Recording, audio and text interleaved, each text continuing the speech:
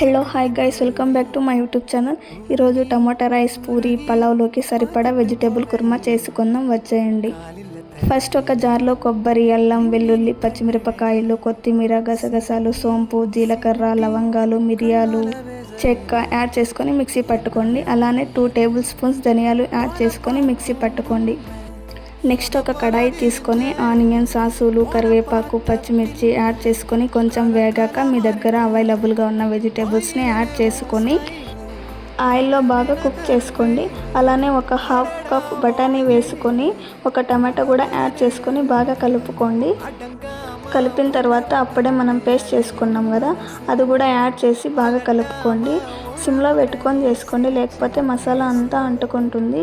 తర్వాత తగినంత water add చేసి కారం, పసుపు యాడ్ చేసుకొని బాగా కలపండి. కలిపిన తర్వాత టేస్ట్కు తగినంత సాల్ట్ వేసుకొని దించడానికి ముందు కొత్తిమీర యాడ్ చేసుకోండి.